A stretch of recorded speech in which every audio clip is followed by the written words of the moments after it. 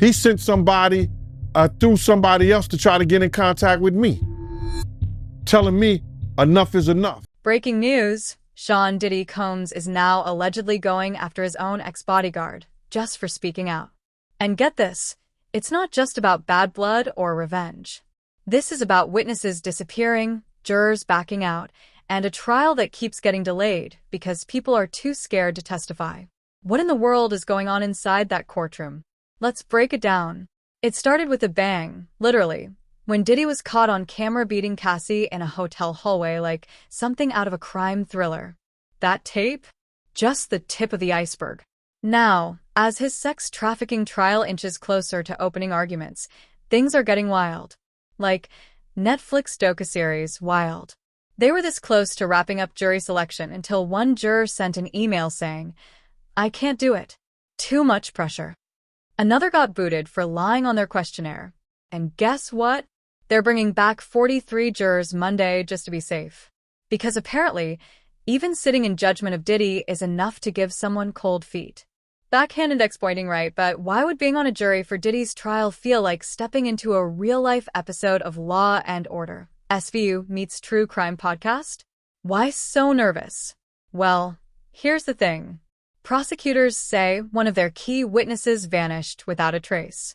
Victim number 3, who was set to testify, has gone radio silent. And insiders say Diddy's been busy behind bars, calling hundreds of times, trying to contact witnesses through family members, using third parties, sending messages like, "Enough is enough." Backhand index pointing, right? Imagine you're a witness in a federal case involving one of the most powerful men in music history, and suddenly, your phone starts blowing up with calls from unknown numbers. Would you still show up to court? Let me know in the comments. Would you testify against Diddy if you had evidence? Or would you ghost town it?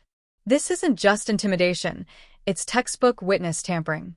And if that wasn't enough, Diddy's now allegedly targeting his own ex-bodyguard, Gene Deal, for revealing secrets from inside the inner circle. Deal says he saw Diddy spike drinks at parties. He even found his girlfriend passed out in a car after drinking champagne that may have been drugged. Gene didn't sign an NDA, and that made him dangerous. So, what does Diddy do? Send someone through the grapevine to tell him, "Enough is enough." But Gene, he said, "Ain't nothing to talk about. I ain't playing that game." Now here's where it gets even crazier. Cassie Ventura, Diddy's ex and the woman on that infamous video, is set to testify this week. But rumors are swirling she might need witness protection. And get this, Diddy's legal team is trying to flip the script. Their new defense? Yeah, Diddy hit her, but she hit him back. Are we seriously doing this? A man caught on tape violently attacking a woman is now claiming mutual violence? Please.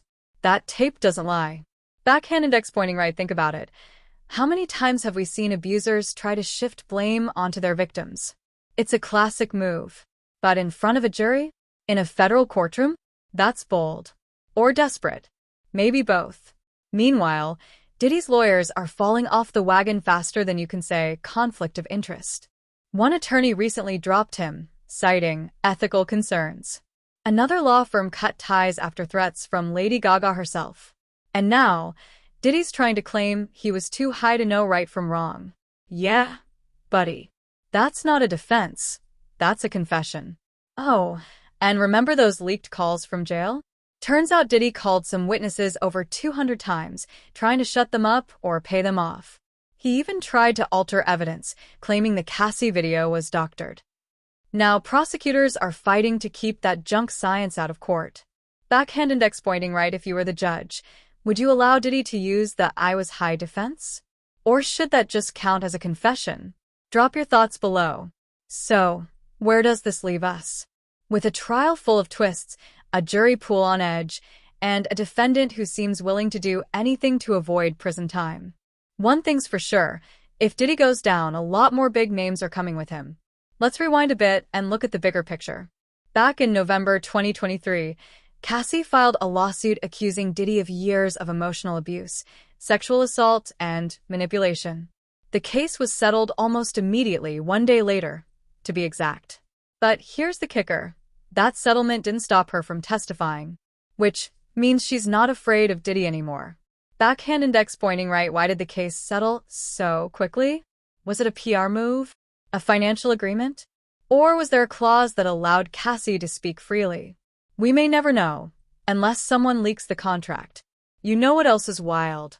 During jury selection, potential jurors were shown a list of over 100 celebrities, including Michael B. Jordan, Mike Myers, and Kanye West. None of them are accused of anything, but their names were included in the list to check for bias. Backhand index pointing right. What the heck is Kanye West doing on that list? Or Mike Myers? Is this just name dropping, or is there a hidden connection we don't know about yet? Rumors are flying that Diddy hosted wild Hollywood parties, and these stars may have attended. Could they be linked to the FreakOFF culture? Only time will tell. Now let's go back to Gene Deal, Diddy's former bodyguard, who didn't sign an NDA. Gene claims he saw Diddy spiking drinks at parties.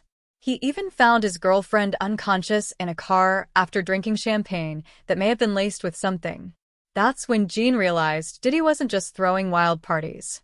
He was creating a system of control, fear, and silence. Backhand index pointing right. Imagine working for someone like that. You're loyal. You protect them. But then you realize they're not just dangerous to strangers. They're dangerous to you. Would you walk away? Or would you stay quiet? Here's something most people don't talk about: the psychology of NDAs. Diddy reportedly made everyone involved in his parties, employees, guests, artists, sign non-disclosure agreements. These contracts aren't just about privacy. They're tools of silence. Think about it. If you signed a piece of paper that said you couldn't talk about anything you saw, heard, or experienced, would you still come forward? Backhand index pointing right. That's the power of NDAs. They don't just protect companies. They protect predators. And Diddy? He knew exactly how to weaponize them. Court documents also reveal that Diddy's legal team is trying to suppress evidence from raids on his homes in LA and Miami. His attorneys argue the search warrants were unconstitutional, basically saying the feds went too far. But here's the problem: there's already footage, photos, and recordings from those raids.